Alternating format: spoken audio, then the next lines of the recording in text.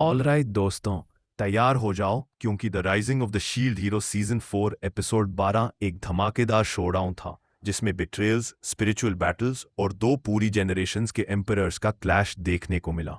अगर आप वेट कर रहे थे बड़े रिवील्स के लिए जैसे माकीना शेल्डिना का सच और Q10 लो के फ्यूचर का फैसला, तो ये एपिसोड बिल्कुल एक रोलर कोस्टर राइड बन गया।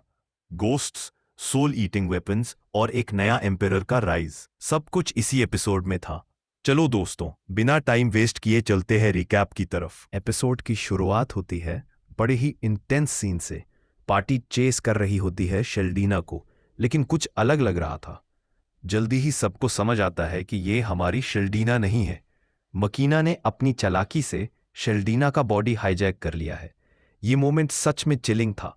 मकीना अब शेल्डीना के रूप में सामने आती है और नाओफुमी और उसकी टीम को कन्फ्रंट करती है।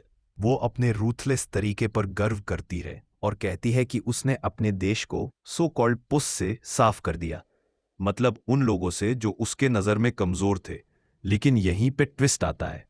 Q10 लो के एक पुराने एम्परर की आत्मा गोस्ट वापस लौट आती है, जो खींच आई थी स्पिरिट इम्प्लीमेंट्स की वजह से। इस गोस्ट की वजह से टीम को एक बड़ी सच्चाई मिलती है। मकीना सिर्फ पावर के पीछे नहीं है, बल्कि पुरानी दुश्मनियों और बदले की आग में जाली हुई है। शेल्डीना खुद अपने अंदर फाइट कर रही होती है और रैवचान उसके अंदर एक हॉन्टिंग प्रेजेंस फील करती है।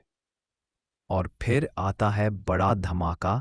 मकीना खुद बताती है कि उसके पास एक स्पेयर बॉडी है, मतलब अगर ये बॉडी डिस्ट्रॉय भी हो जाए तो वो वापस आ सकती है।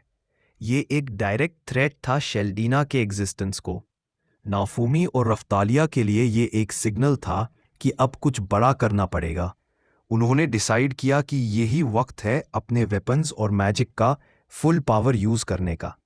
बैटल स्टार्ट होती है और मकीना का फॉर्म ऑलमोस्ट अनटचेबल लगता है। सदीना पावरफुल स्पेल्स कास्ट करती है और नाफूमी अपना सोल ईटर शील्ड एक्टिवेट करता है, एक लेजेंडरी वेपन जो आत्मा को शिकार कर सकता है। सीन बिल्कुल डू और डाई सिचुएशन का था। आखिर एक कंबाइंड एफर्ट से मकीना का गोस्ट फोर्सफुली बाहर निकाल दिया जाता है।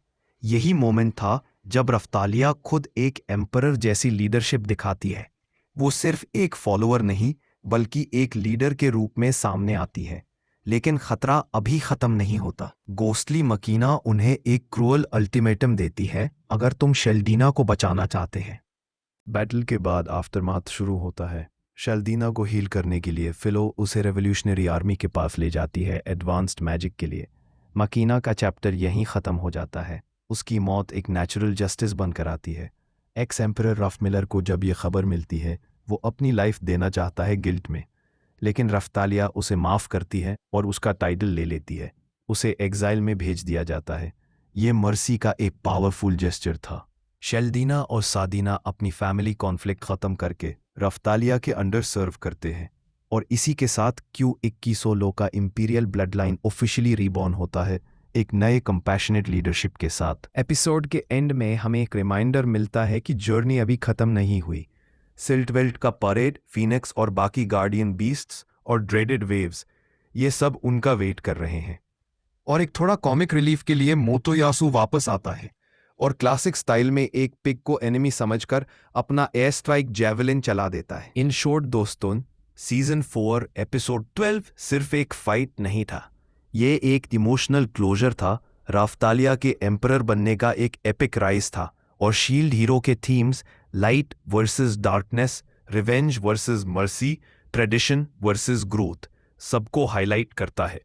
अब सवाल ये है, आपको राफ्तालिया का राइज कैसा लगा? मकीना की डिफीट ने आपको शॉक किया या शेल्डीना का रेस्क्यू सबसे बड़ा मोमेंट था? कमेंट्स में अपना ओपिनियन ज़रूर बताना। और अगर आपको ये ब्रेकडाउन पसंद आया हो तो वीडियो को लाइक करो, शील्ड हीरो के फैंस के साथ शेयर करो और सब्सक्राइब करना मत भूलना, क्योंकि ऐसे ही ब्रेकडाउन्स और एंडिंग एक्सप्लेनेशंस आपको यही मिलती रहेंगी।